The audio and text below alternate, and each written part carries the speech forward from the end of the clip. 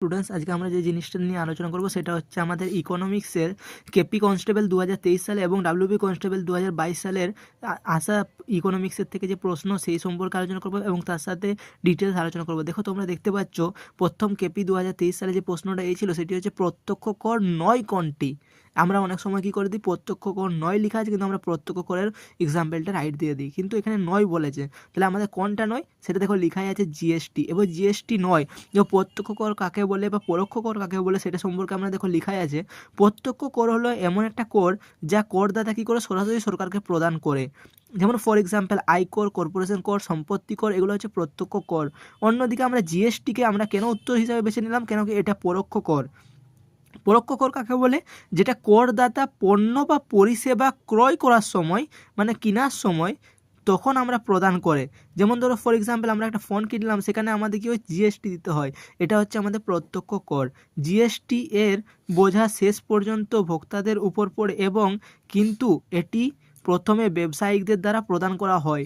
ধরো আমরা একটা ফোন কিনলাম, সেটা আমাদের ফোন দোকানদারকে প্রথমে জিএসটি পে করতে হয় এবং তারপরে আমরা যখন ফোনটা কিনি তখন আমাদেরকেও জিএসটি পে করতে হয়। এটা হচ্ছে প্রত্যক্ষ নয়, এটা হচ্ছে আমাদের পরোক্ষ কর, যেটা আমরা কোনো একটা জিনিস কেনার পরে দিচ্ছি। এবং প্রত্যক্ষ যেটা হচ্ছে সরাসরি সরকারকে প্রদান করতে হয়। দেখো, এরপরে ডাব্লিউপি কনস্টেবল থেকে আমরা 2023 সালে দুটো প্রশ্ন এসেছিল। একটা হচ্ছে বুল এবং বিয়ার শব্দ দুটি নিম্নলিখিত কিসের সাথে সম্পর্কিত। আমরা সবাই জানি, দেখবে বুল যেটা আছে অর্থনীতিতে, আমরা বুল বলতে সারকে আমরা প্রায়শই কিসের সাথে সম্পর্কিত বলি না, শেয়ার বাজারের দামটা যে বেড়ে যায় সেই বৃদ্ধির প্রতীক হিসাবে আমরা সারকে বেছে নিই।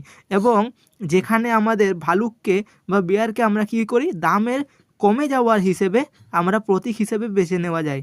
এবং এটি ষাঁড়ের মাথা উঁচু করে থাকার জন্য, আমরা ভালুকের মাথা ঠিক একই রকমভাবে নিচু করে থাকার জন্য এই দুটি সম্পর্কিত।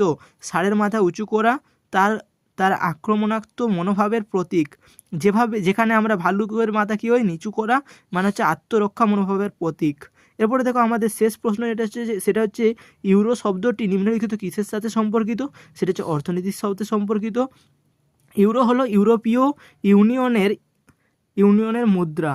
সেটা হচ্ছে ইউরো হলো বিশেষ দ্বিতীয় বৃহত্তম মুদ্রা মার্কিন ডলারের পরে। তাহলে আমাদের ফার্স্ট বৃহত্তম মুদ্রা কোনটি, মার্কিন ডলার, এবং দ্বিতীয় হচ্ছে ইউরো।